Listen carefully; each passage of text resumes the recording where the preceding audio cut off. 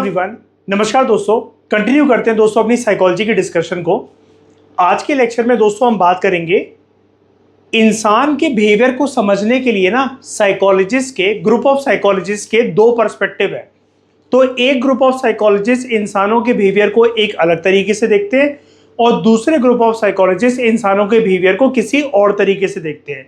दोनों के तरीकों को जानते हैं और फिर हम कंक्लूड भी करेंगे और आप अपने आप से रिलेट भी करना कि आप कौन सी कैटेगरी में फिट होते हो, कौन से साइकोलॉजिस्ट के नज़रिए से आपका बिहेवियर जो है वो सही बैठता है। तो चलो उसको समझते हैं, ठीक है। तो there are two views about human behaviour. यहाँ पर हमसे ये बोला जा रहा है कि एक डिबेट चलती है साइकोलॉजिस्ट के बीच में रिगार्डिंग कि हमारे बिहेवियर के कॉजेस क्या होते हैं, प्रोमिनेंट कॉजेस, यानी कि आप जैसे बिहेव करते हो, मैं जैसे बिहेव करता हूँ, पृथ्वी पे रहने वाले इंसान अलग अलग तरीके से बिहेव करते हैं, तो उनके बिहेवियर के प्रोमिनेंट कॉजेस क्या होते हैं, कारण क्या होते हैं, ठीक है। हम क्यों बिहेव करते हैं एक पर्टिकुलर तरीके से। तो बड़े सारे साइकोलॉजिस्ट ये मानते हैं कि इंसान का जो बिहेवियर होता है, उनका जो स्वभाव, व्यवहार, रवैया, जो बिहेवियर के अलग अलग जो कंपोनेंट्स होते हैं, दो प्रोमिनेंट ऐसे फैक्टर्स होते हैं जो शेप करते हैं हमारे बिहेवियर को कि हम कब, कैसे, कौन सी परिस्थिति में और किसकी प्रेजेंस में कैसे बिहेव करेंगे, या फिर कोई अगर हमारे सामने आ भी जाए, हमें कोई ऑब्जर्व कर भी रहा हो, हम जैसे नेचुरली हैं हम वैसे बिहेव करेंगे। एक होते हैं हमारे पर्सनल ट्रेट्स, यानी कि हमारी पर्सनैलिटी के एक ऐसे कंपोनेंट्स जो कि चेंज नहीं हो सकते। अगर मुझे कोई चीज़ अच्छी लगती है, मैं बिना झिझक के उसको सामने बोल दूंगा कि ये चीज़ मुझे पसंद आ रही है, और अगर कोई चीज़ अच्छी नहीं लगती है मैं बोल दूंगा कि मुझे ये पसंद नहीं आ रही है, क्योंकि मेरी पर्सनैलिटी वैसी है कि मैं किसी की भी प्रेजेंस में हो सकता है कि बदलना पसंद ना करूं। ये हो गए हमारे पर्सनल ट्रेट्स। डिटेल मैनर में थोड़ी देर में अभी इसके बारे में और बात करेंगे, ठीक है। और दूसरे ग्रुप ऑफ साइकोलॉजिस्ट ये मानते हैं कि इंसानों का जो बिहेवियर होता है, इंसानों का बिहेवियर नेचुरल तरीके से कभी बाहर नहीं निकलता। ये दूसरे ग्रुप ऑफ साइकोलॉजिस्ट मानते हैं। उनका ये मानना है कि हमारे बिहेवियर के पीछे हमेशा सिचुएशंस, परिस्थितियां, socio cultural environmental factors responsible होते हैं। तो दूसरे ग्रुप ऑफ साइकोलॉजिस्ट का ये मानना है कि जो सिचुएशनल फैक्टर्स होते हैं, आपको जिस परिस्थिति में, जिस सिचुएशन में रखा जाएगा, उसके अनुसार आपका बिहेवियर जो है वो बाहर निकलेगा, ठीक है। तो एक एक करके डिटेल्ड मैनर में दोनों व्यूज को हम समझते हैं। पहला व्यू ये बोलता है हमारा जो बिहेवियर होता है, it is influenced by personal traits. हमारी जो पर्सनल क्वालिटीज होती हैं, हमारी जो पर्सनैलिटी के वेरियस कंपोनेंट्स होते हैं, उसके अनुसार हमारा बिहेवियर जो है वो बाहर निकलता है। अब देखो, सवाल ये उठता है कि आपकी और मेरी पर्सनैलिटी, दुनिया पे रहने वाले लोगों की अलग अलग पर्सनैलिटी बनी कैसे। जैसा कि मैंने आपको बताया था प्रीवियस लेक्चर में कि सेकंड चैप्टर हमारा पर्सनैलिटी के ऊपर ही है, उसके अंदर मैं आपको बहुत डिटेल मैनर में ये सारी चीज़ें बताऊंगा। लेकिन फिर भी आप इतना समझ जाओ कि हमारे आसपास जब से हम पैदा हुए होते हैं और मरते दम तक जो हमारे आसपास लोग रहते हैं, वो हमारी पर्सनैलिटी को शेप करने का काम करते हैं। बचपन की बात करते हैं। बचपन में हमें 4 कैटेगरी के लोग मिलते हैं। सबसे पहले हमारा आमना सामना होता है पैदा होने के बाद, पेरेंट्स या फैमिली, उसके बाद टीचर्स, फिर फ्रेंड्स जिनको पीयर्स भी बोला जाता है, और अदर सिग्निफिकेंट पर्सन्स, हमारे रोल मॉडल्स, ठीक है। ये सारे के सारे जो लोग होते हैं, ये हमारी पर्सनैलिटी को शेप करते हैं। तो इंसानों की एक पर्सनैलिटी जो होती है, जैसे हम पैदा हुए जब होते हैं तो हम गीली मिट्टी होते हैं, जैसे मर्जी चाहे हमें हमारे परिवार वाले, हमारे टीचर्स, हमारे दोस्त, जिस गली मोहल्ले में हम रह रहे हैं, जो हमारा वातावरण है, उसके अनुसार वो सारे कंपोनेंट्स मिक्स होकर हमारी पर्सनैलिटी को एक शेप दे देते हैं। जब हमारी पर्सनैलिटी को एक शेप मिल जाती है, हम ठोस मजबूत एक मिट्टी का घड़ा हो जाते हैं। फिर जिसको मोल्ड करना ठोस होने के बाद बहुत मुश्किल होता है, यानी कि पर्सनैलिटी जो है आगे चलकर, शुरू में तो देखो इजीली चेंज हो जाती है, लेकिन आगे चलकर उसको चेंज करना काफी ज्यादा डिफिकल्ट हो जाता है, ठीक है।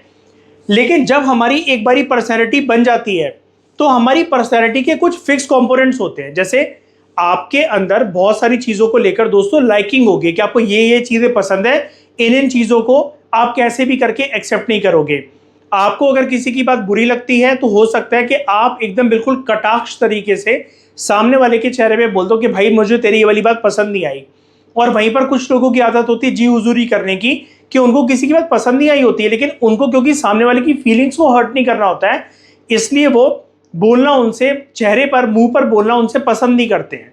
तो ऐसा क्यों होता है कि अलग अलग तरीके के लोग होते हैं? क्योंकि सबकी पर्सनैलिटी अलग अलग है, और हमारी पर्सनैलिटी को शेप करने के लिए कौन से 4 फैक्टर्स रिस्पॉन्सिबल होते हैं? कोई अगर आपसे पूछे तो पेरेंट्स, टीचर्स, फ्रेंड्स और other significant persons. Other significant persons दोस्तों हमारे रोल मॉडल्स भी होते हैं, और ऐसे टॉपिक्स बचपन से लेकर जवानी तक जिनसे आप प्रभावित होते हो, जैसे पॉलिटिक्स का टॉपिक हो गया, रिलीजन का टॉपिक हो गया, बहुत से ऐसे टॉपिक्स हो गए जो कि आपके दिमाग में, जब आप उनसे फेमिलियर होते हो, आपके दिमाग में सोच विचार उत्पन्न करते हैं। ठीक है, तो बड़े सारे साइकोलॉजिस्ट, पहला व्यू ये कहता है कि बड़े सारे साइकोलॉजिस्ट का ये मानना है कि हमारा जो बिहेवियर होता है उसके पीछे जो प्रोमिनेंट इन्फ्लुएंसिंग जो फैक्टर्स होते हैं, दे आर पर्सनैलिटी के ट्रेड्स। और ये मैंने आपको बता दिया कि हमारे पर्सनैलिटी के ट्रेड्स जो होते हैं वो दूसरे लोगों की पर्सनैलिटी के ट्रेड से अलग होते हैं। कुछ कुछ कंपोनेंट्स, कुछ कुछ पर्सनैलिटी के जो ट्रेड्स हैं, जो कैरेक्टरिस्टिक्स हैं, वो मैच कर सकते हैं, लेकिन जैसा कि प्रीवियस लेक्चर में हम लोगों ने काफी डिटेल तरीके से इसके बारे में बात करी थी कि पृथ्वी पर रहने वाले कोई भी 2 इंसान कभी भी सेम नहीं हो सकते हैं। और आपको और मुझे और हम दोनों को दुनिया के बाकी लोगों से क्या चीज अलग बनाती है? हमारे एक्सपीरियंसेस। ठीक है, दूसरी चीज है हमारी जो एबिलिटीज, हमारी जो क्षमताएं हैं। आप किसी चीज में एक्सपर्ट होगे, मैं किसी चीज में एक्सपर्ट होऊंगा।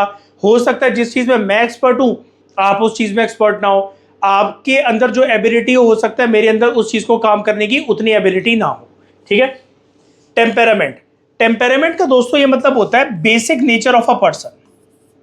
हर किसी की पर्सनैलिटी का एक बेसिक नेचर होता है। आपकी भी पर्सनैलिटी का कुछ बेसिक नेचर होगा, मेरी भी पर्सनैलिटी का कुछ बेसिक नेचर है। आप हो सकता है कि छोटी छोटी बातों को दिल से लगा लेते हो, मैं हो सकता है कि जब टॉपिक खत्म हो गया तो रात गई बात गई जैसे उसको टाल दूं, उसको अपने जीवन से निकाल दूं, मैं इतना ज्यादा ओवर थिंक ना करूं किसी टॉपिक के ऊपर।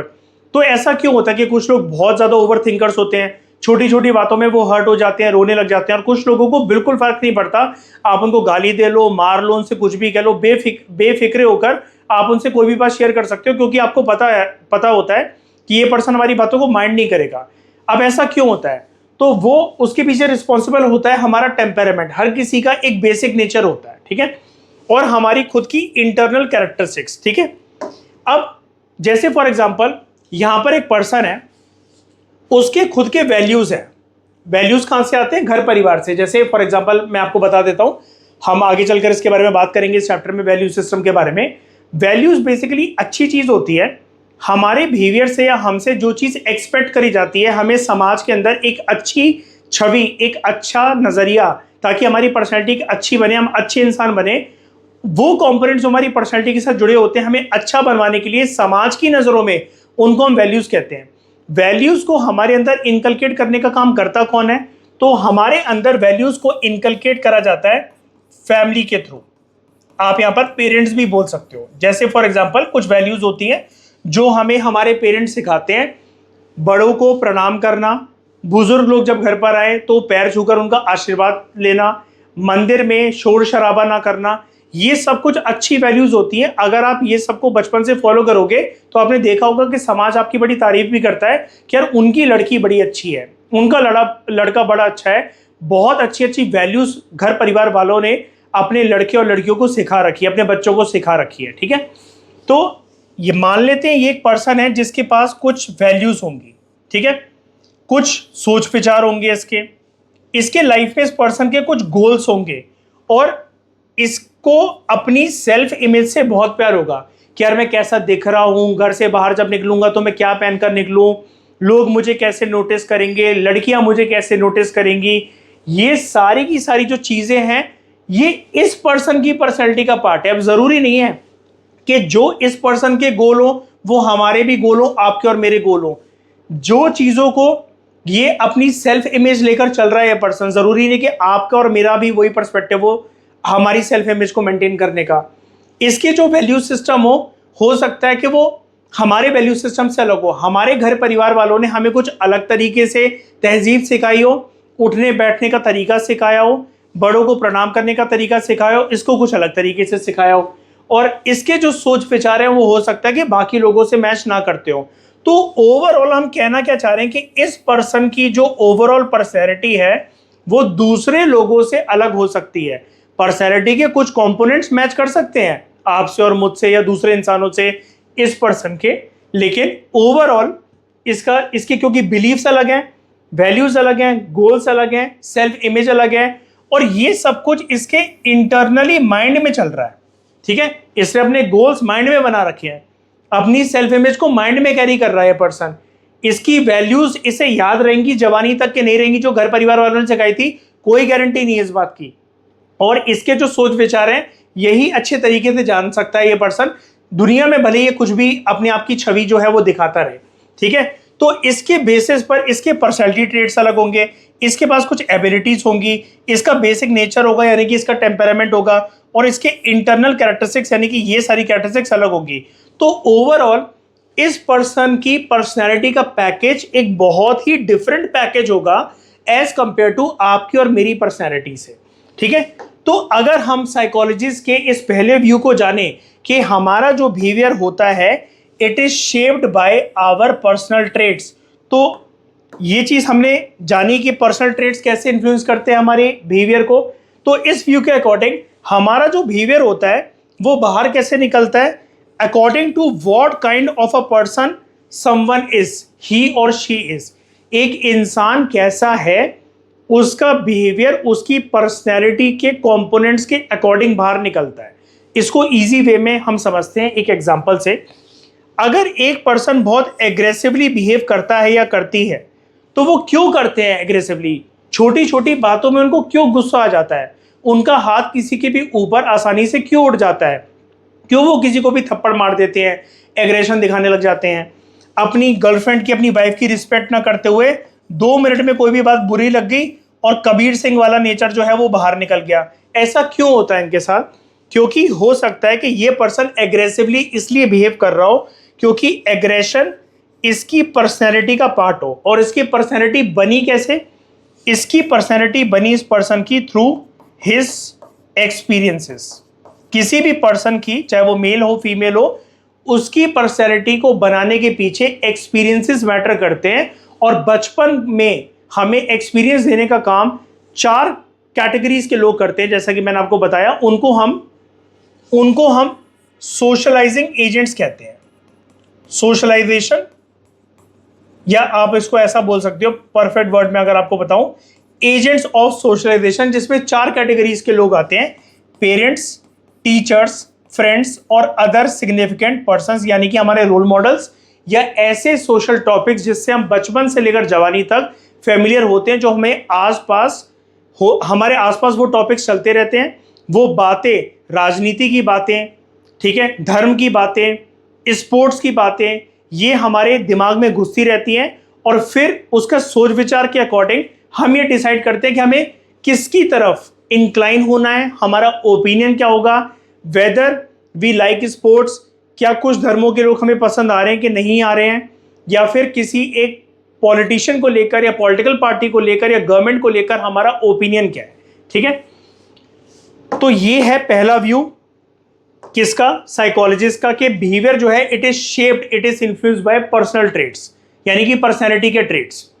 दूसरा व्यू क्या कहता है साइकोलॉजिस्ट का, साइकोलॉजिस्ट का दूसरा व्यू ये कहता है कि हमारा जो बिहेवियर है वो इन्फ्लुएंस होता है बाय सिचुएशंस। जिस तरीके से जीवन में किसी भी पर्सन की जो परिस्थितियां होंगी, उन परिस्थितियों के चलते हमारा बिहेवियर जो है वो बाहर निकल कर आएगा। तो दूसरी कैटेगरी के या दूसरे व्यू के साइकोलॉजिस्ट ये मानते हैं कि हमारा जो बिहेवियर होता है it is strongly affected by circumstances, और दूसरे हमारे आसपास का जो वातावरण में जो लोग होते हैं। जो मैं आपसे 4 एजेंट्स ऑफ सोशलाइजेशन की बात कर रहा था ना, यहाँ पर उनके रोल को ज्यादा इंपॉर्टेंस दी जाती है इंसान के बिहेवियर को समझने के लिए। आप इसको ऐसा भी मान सकते हो, दूसरा व्यू साइकोलॉजिस्ट का ये भी कहता है कि हमारे बिहेवियर की जो चाबी है वो हमारे पास नहीं है, बल्कि हमारे शरीर के बाहर जो अलग अलग प्रकार के जो लोग होते हैं, जो हमें अलग अलग सिचुएशंस के अंदर डालते हैं, उन सिचुएशंस के अकॉर्डिंग हमारा बिहेवियर जो है वो बाहर निकलता है। तो एक्चुअली में जो हम होते हैं अंदर से, अगर हम बिहेव करना भी चाहें सिचुएशंस का प्रभाव, उसका दबाव, उसका इन्फ्लुएंस, उसकी पावर इतनी ज़्यादा हो जाती है कि हम चाहकर भी जैसे हम होते हैं नेचुरली वैसे हम बिहेव नहीं कर पाते। ठीक है, अब इसमें कौन कौन से रोल अहम भूमिका निभाते हैं हमारी लाइफ में हमारे बिहेवियर को इन्फ्लुएंस करने के लिए? फैमिली का एनवायरनमेंट, आपके घर पे अगर पीसफुल एनवायरनमेंट है तो आप पीसफुली बिहेव करोगे। अगर आपके घर पे लड़ाई झगड़ा चलता रहता है तो हो सकता है आप बाहर जाकर ये वाली चीजें किसी दोस्त के साथ शेयर करो, या घर के फैमिली इन्वायरमेंट में इन्वॉल्व होने से आप अपने आप को बचाओ, क्योंकि हो सकता है कि वो चीजें बहुत ज्यादा टॉक्सिक हो आपके लिए। दोस्तों का इन्फ्लुएंस, कल्चर और सोसाइटी, और स्कूल या फिर वर्क एनवायरनमेंट, जो मैंने आपसे अभी कहा ना कि फैमिली, टीचर्स, फ्रेंड्स और अदर सिग्निफिकेंट पर्संस, ये सारी चीजें जो एजेंट्स ऑफ सोशलाइजेशन है ये हमारे बिहेवियर को इन्फ्लुएंस करते हैं, क्योंकि ये एजेंट्स ऑफ सोशलाइजेशन हमें सर्कमस्टांसेस में पुट करते हैं और हमारे आसपास की सराउंडिंग्स भी इन्हीं सब लोगों से बनी हुई होती है। और इस व्यू को कि हम सिचुएशंस के अकॉर्डिंग, परिस्थितियों के अकॉर्डिंग हम बिहेव करते हैं, इस व्यू को दोस्तों बोला जाता है सिचुएशनिज्म। ठीक है, इस व्यू को बोला जाता है सिचुएशनिज्म। तो दूसरे कैटेगरी के जो साइकोलॉजिस्ट है, जब वो ये बोलते हैं कि सिचुएशंस के अकॉर्डिंग हमारा बिहेवियर निकलता है, ना कि हमारे पर्सनैलिटी ट्रेड्स के थ्रू, उनका ये मानना है कि इंसान में अगर कुछ पर्सनैलिटी ट्रेड्स हो भी, सिचुएशंस इतना गहरा असर डालती हैं कि हमारे वो पर्सनैलिटी ट्रेड्स दबकर रह जाएंगे। और उस व्यू को बोला जाता है, उस फिलॉसफी को बोला जाता है, उस प्रिंसिपल को नाम दिया जाता है सिचुएशनिज्म। ठीक है, आई होप ये चीज आपको समझ में आ गई होगी अच्छे से। तो ये दोनों के दोनों जो व्यूज हैं, पहला व्यू जो कि पर्सनल ट्रेड्स के बारे में बात करता है, दूसरा व्यू जो कि सिचुएशंस के बारे में बात करता है, तो ये हमें मदद करते हैं कि हम इंसान के बिहेवियर को समझ सके दोनों व्यूज के अकॉर्डिंग। ठीक है, क्योंकि रियलिटी में हमारे पर्सनल ट्रेड्स और जो सिचुएशंस हैं दोनों साथ मिलकर इन्फ्लुएंस करती है तीन चीजों को, कि हम किस प्रकार से सोचते हैं। अब देखो, दोनों व्यूज को यहां पर इंपॉर्टेंस दी जा रही है, सिर्फ सिचुएशंस को सपोर्ट नहीं करा जा रहा है, सिर्फ पर्सनल ट्रेड्स वाले आर्गुमेंट को सपोर्ट नहीं करा जा रहा है। हम किस तरीके से सोचते हैं, बहुत बार सिचुएशंस का प्रभाव होता है आपके ऊपर। घर वाले फॉर एग्जांपल आपको ये बोल रहे हैं कि हमारी फैमिली में सब लोग डॉक्टर हैं, तो 11th में बेटा तू एक काम कर, तू भी मेडिकल स्ट्रीम ले ले, तू पीसीएमबी के सब्जेक्ट्स ले ताकि तू भी डॉक्टर बने। आपके मन से आवाज आ ही नहीं रही है डॉक्टर बनने की, आपको नहीं बनना डॉक्टर, आप स्पोर्ट्स की फील्ड में जाना चाहते हो, म्यूजिशियन बनना चाहते हो, लेकिन घर वाले आपको ये बोल रहे हैं स्पोर्ट्स में हर कोई विराट कोहली नहीं बनता, म्यूजिक लेकर क्या करेगा, रोड पर जाकर क्या तुनतुना पुनपुना बजाएगा, ठीक है, क्या कमाएगा, जीवन में करेगा क्या, हमें तेरी फिक्र होती है, इसलिए हम चाहते तो अपनी लाइफ में स्टेबिलिटी ले ले। लेकिन फिर भी आप अगर अपने मन की आवाज को इंपॉर्टेंस देते हो, फैमिली के प्रेशर को नजरअंदाज करते हुए, वो कितने भी एग्जाम्पल दे ले, अगर आपकी फैमिली में फॉर एग्जाम्पल सब लोग डॉक्टर्स हैं, तो घर पे जितने लोग आएंगे, आपके जो रिश्तेदार होंगे, वो भी आपको यही बोलेंगे कि यार मम्मी पापा का नाम रोशन करो, तुम भी डॉक्टर बन जाओ। ठीक है, अगर वो नॉर्मल एमबीबीएस डॉक्टर हैं तो तुम एक सर्जन बनकर दिखाओ। तो आप फिर भी अगर उनकी बातों को नजरअंदाज करते हो और आप अपने हिसाब से अपनी थिंकिंग को मोल्ड कर अपनी लाइफ के डिसीजन लेते हो, तो यानी कि वहां पर सिचुएशंस आपके ऊपर हावी नहीं हुई है, आपने अपने पर्सनैलिटी के ट्रेड्स की आवाज सुनी है। ठीक है, आप कैसा फील करते हो ये भी बहुत मैटर करता है। कई लोगों में इंट्रिंसिक मोटिवेशन होती है, वो इंटरनली मोटिवेटेड होते हैं, तो सिचुएशंस अगर उनको टॉक्सिसिटी की तरफ लेकर जाए भी तो वो वहां पर उदास नहीं होते, क्योंकि उनको पता होता है कि उनके जीवन का लक्ष्य क्या है। ठीक है, और आप कभी कभार एक्ट कैसे करते हो, तो हो सकता है कि आप अपनी पर्सनैलिटी के ट्रेड्स के अकॉर्डिंग एक्ट करो, या कभी कभार होता है आपने जो सोचा होता है कि इस सिचुएशन के अंदर मैं ऐसा बिहेव करूंगा, मैं किसी की बात नहीं सुनने वाला, लेकिन कभी कभार सिचुएशन का और लोगों का उन सिचुएशंस के अंदर प्रेशर इतना ज्यादा हो जाता है कि आप अपनी पर्सनैलिटी के कंपोनेंट्स की चाहकर भी आवाज नहीं सुन सकते हो, आपको उसको दबाना पड़ता है और आपको सिचुएशंस के अकॉर्डिंग बिहेव करना पड़ता है। तो ये दोनों चीजें मिलकर बेसिकली हमारे पर्सनैलिटी फैक्टर्स और सिचुएशन वाले जो फैक्टर्स होते हैं, इनमें बेसिकली लड़ाई चलती रहती है। अलग अलग सिचुएशंस के अंदर, अलग अलग जीवन के टाइम पीरियड के अंदर कुछ चीजें आपकी पर्सनैलिटी के कंपोनेंट्स वाली जीत जाती हैं, और कभी कभार जो परिस्थितियां होती है वो आपके ऊपर हावी होकर वो जीत जाती है। ठीक है, ऐसे करके हमारा जो बिहेवियर है वो इन्फ्लुएंस होता है। तो ये थे दो views about human behaviour, very important topic. उसके बाद हमने यहां पर बात करी थी कि सिचुएशंस के अकॉर्डिंग अगर हम बिहेव करते हैं तो उस पर्सपेक्टिव को सिचुएशनिज्म कहा जाता है। तो अब हम डिटेल तरीके से समझते हैं कि क्या है प्रॉपर तरीके से मीनिंग सिचुएशनिज्म का। ठीक है, सिचुएशनिज्म का पर्सपेक्टिव, जैसा कि मैंने अभी आपको प्रीवियस स्लाइड के अंदर बताया, वो ये कहता है कि जो भी सिचुएशंस हैं, जो भी सर्कमस्टांसेस हैं, जो भी परिस्थितियां हैं, ये सिचुएशंस और जिस सर्कमस्टांसेस के अंदर आप इन्वॉल्व हो गए या फंसे हो गए या आप ना चाहकर भी इन्वॉल्व हो गए, ये कहीं ना कहीं पर्सन के बिहेवियर को इन्फ्लुएंस करती हैं, आपके बिहेवियर के ऊपर प्रभाव डालने का काम करती हैं। कभी कभार आप उन सिचुएशंस को टैकल कर लेते हो, अपने ऊपर हावी नहीं होने देते हो, और कभी कभार सिचुएशंस आपके ऊपर हावी हो जाती है, फिर आपको सिचुएशंस के अकॉर्डिंग बिहेव करना पड़ता है। तो सिचुएशनिज्म के पर्सपेक्टिव के अकॉर्डिंग दो चीजें निकल कर आती हैं कि एक्सटर्नल कंडीशंस हमारे एक्शंस को शेप करती है। सिचुएशनिज्म का पर्सपेक्टिव, क्योंकि पर्सनैलिटी फैक्टर तो है नहीं, यहां पर आप अपने पर्सनैलिटी की बात ना सुन के सिचुएशंस के प्रभाव में पड़ रहे हो, सर्कमस्टांसेस के प्रभाव पे हो। और ये सारे कैसे फैक्टर्स हैं सिचुएशंस वाले? ये सभी के सभी आपके शरीर के बाहर वाले एक्सटर्नल फैक्टर्स हुए, राइट? तो एक्सटर्नल कंडीशंस आपके एक्शंस को शेप करने का काम करती है। दूसरा, आपका बिहेवियर, ये पर्सपेक्टिव ये बोलता है, इस सिचुएशनिज्म की फिलॉसफी का ये मानना है कि आपका बिहेवियर चेंज होता रहता है डिपेंडिंग ऑन द एनवायरनमेंट। और मैंने आपको पहले भी बताया था, साइकोलॉजी में दोस्तों एनवायरनमेंट का मतलब फ्लोरा फौना नहीं होता, पेड़ पौधे, हम जानवरों की बात नहीं कर रहे हैं, हम यहाँ पर पार्क की या फिर गलियारों की बात नहीं कर रहे हैं, हम यहाँ पर बात कर रहे हैं सोशियो कल्चरल एनवायरनमेंट की। ठीक है, तो आपका बिहेवियर हमेशा सोशियो कल्चरल एनवायरनमेंट के अकॉर्डिंग चेंज होता है, क्योंकि सोसाइटी में जो रिटन या अनरिटन जो रूल्स होते हैं, जिनको हम एक नाम देते हैं, उसको हम कहते हैं नॉर्म्स। ठीक है, आपको नॉर्म्स के अकॉर्डिंग बिहेव करना पड़ता है, क्योंकि अगर आपने उन नॉर्म्स को तोड़ा तो सोसाइटी आपका सामाजिक बहिष्कार कर देगी, जिसको हम इंग्लिश में बोलते हैं आपको सोशली बॉयकॉट कर दिया जाएगा। ठीक है, फॉर एग्जाम्पल, आपको पता है नॉर्म्स अनरिटन रूल्स होते हैं, रिटन भी हो सकते हैं वैसे, जो जनरली सोसाइटी के मेंबर से एक्सपेक्टेड होते हैं। ये नॉर्म्स जो वर्ड है ना, ये पर्सनैलिटी फैक्टर का वर्ड नहीं होता है, ये एक्सटर्नल फैक्टर का एक टर्म होता है, यानी कि बाहर से आता है कि आप अच्छे इंसान कैसे बनोगे सोसाइटी के पर्सपेक्टिव के अकॉर्डिंग। अगर आप उस सोसाइटी के नॉर्म्स को अच्छे से फॉलो करोगे तो आपकी जो छवि होगी, जो आपकी इमेज होगी समाज में, जो सामाजिक छवि होगी आपकी, वो बहुत एक अच्छे इंसान की होगी। ठीक है, और सोसाइटी टू सोसाइटी, अलग अलग जो सोसाइटीज होती है, सब में अलग अलग प्रकार के नॉर्म्स होते हैं। ठीक है, अगर आपने नॉर्म्स को वायलेट करा, सोसाइटी आपको बॉयकॉट कर देगी। ठीक है, तो हमारा जो बिहेवियर होता है और जो एक्सटर्नल कंडीशंस होती हैं, वो डिपेंड, हमारा जो बिहेवियर होता है वो एनवायरनमेंट के अकॉर्डिंग चेंज होता रहता है, सोशियो कल्चर एनवायरनमेंट के अकॉर्डिंग, नॉर्म्स के अकॉर्डिंग, और एक्सटर्नल कंडीशंस भी हमारे बिहेवियर को शेप करने का काम करती है इस पर्सपेक्टिव के अकॉर्डिंग। अब एक एग्जांपल समझते हैं। एक पर्सन है जो कि बहुत ज्यादा एग्रेसिव नेचर का है।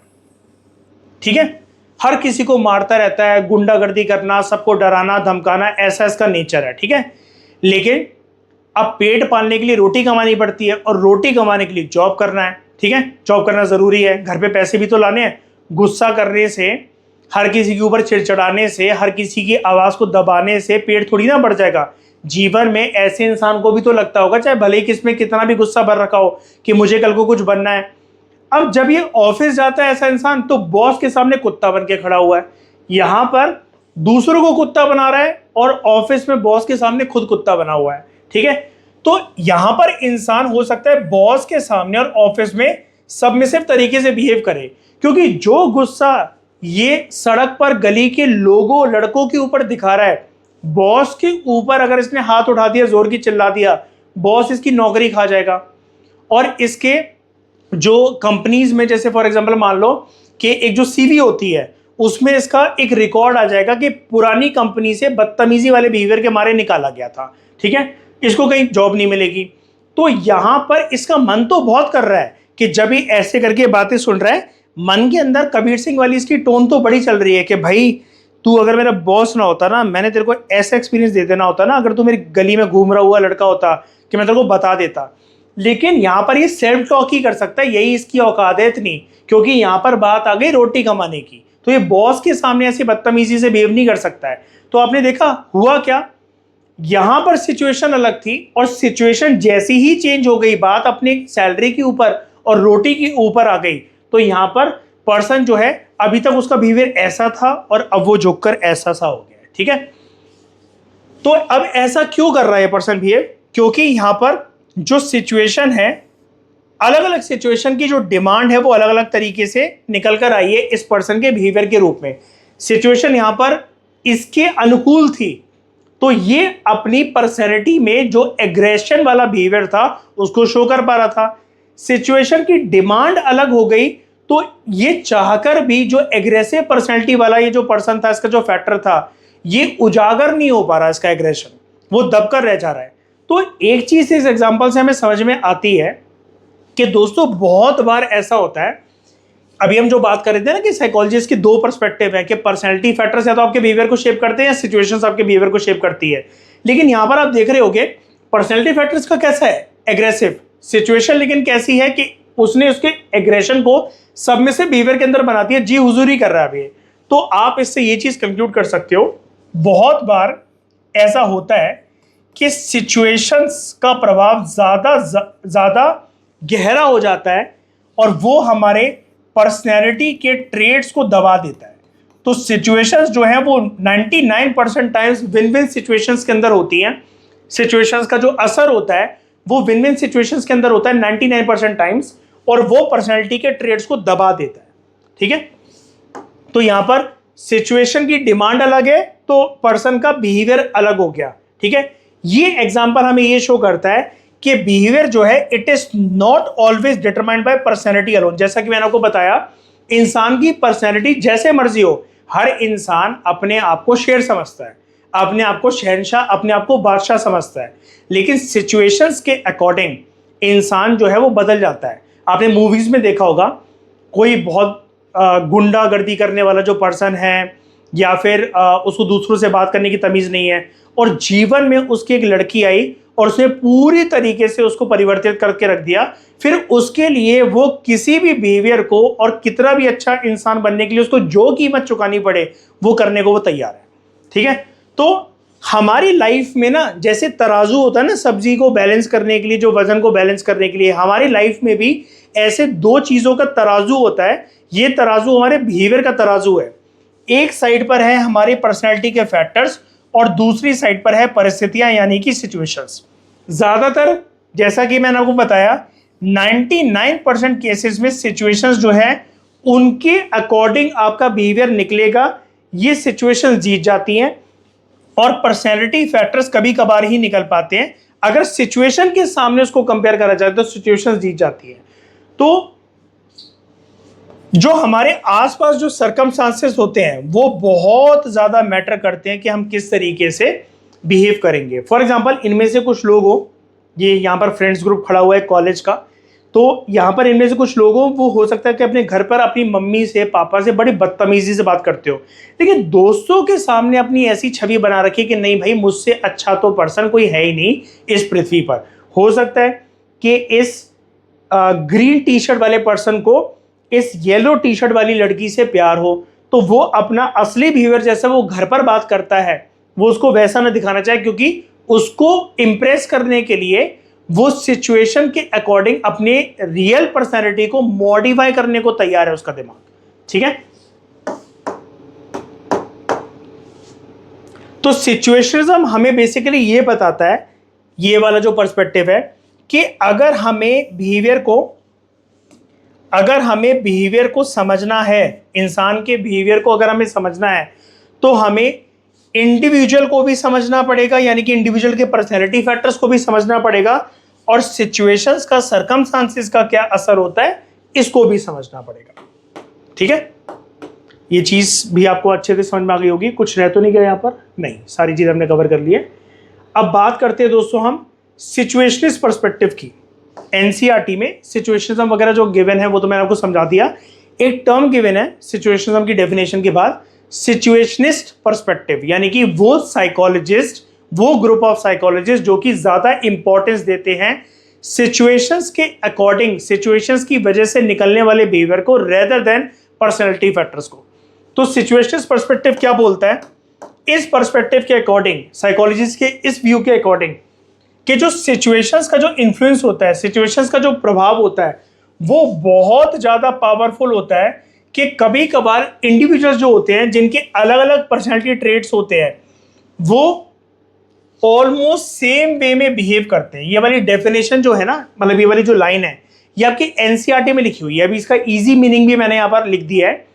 Sometimes situational influences are so powerful, situation का जो इन्फ्लुएंस होता है, जो प्रभाव होता है, वो इतना ज़्यादा पावरफुल होता है कि अलग अलग इंडिविजुअल्स जो होते हैं with differing personality traits, differing मतलब सबके अलग अलग डिफरेंट पर्सनैलिटी ट्रेट्स हैं, सब इंडिविजुअल्स की अलग अलग पर्सनैलिटी की क्वालिटीज़ हैं, कैरेक्टरिस्टिक्स हैं, लेकिन फिर भी सिचुएशंस के अकॉर्डिंग वो सिचुएशंस को कैसे रिस्पॉन्ड करते हैं? In almost the same way. अब इसको थोड़ा सा इजी करके समझते हैं। ये तो एनसीईआरटी की डिट्टो लाइन है, ठीक है। अब इसका इजी मीनिंग मैंने यहां पर लिखा हुआ है, जो आप एग्जाम में लिखकर आ सकते हो।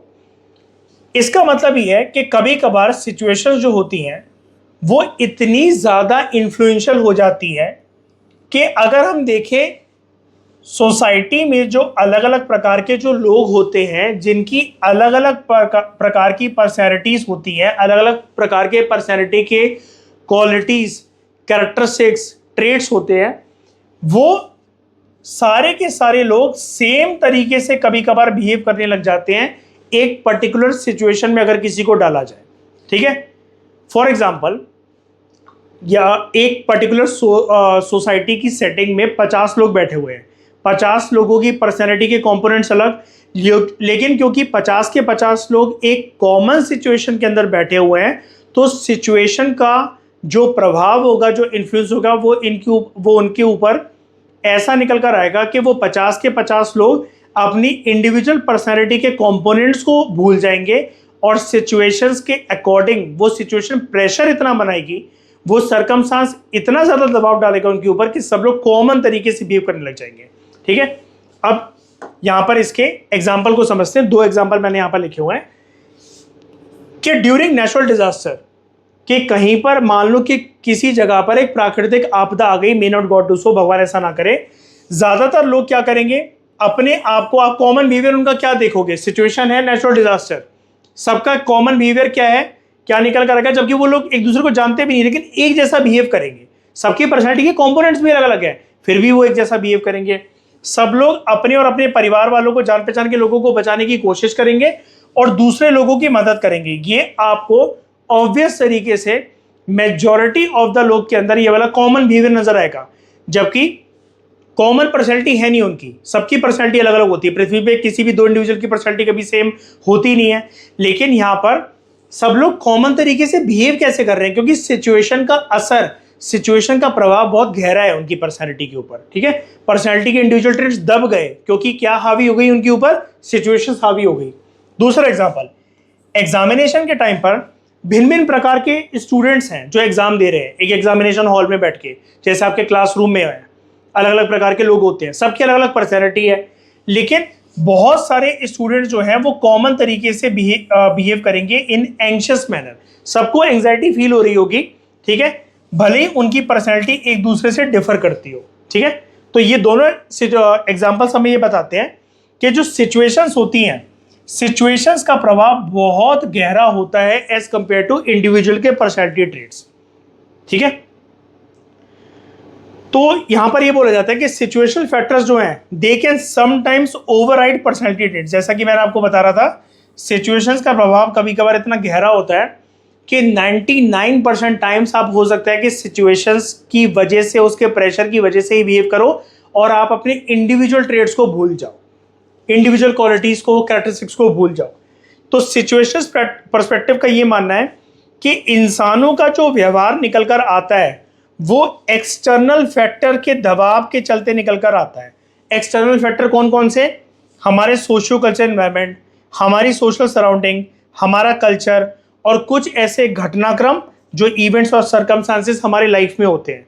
इस पर्सपेक्टिव के अकॉर्डिंग, इस सिचुएशनल पर्सपेक्टिव के अकॉर्डिंग इंसानों का जो व्यवहार होता है, जो उनका बिहेवियर होता है, उसके पीछे एक्सटर्नल इन्फ्लुएंसेस ज़्यादा होते हैं रेदर देन इंटरनल ट्रेड्स।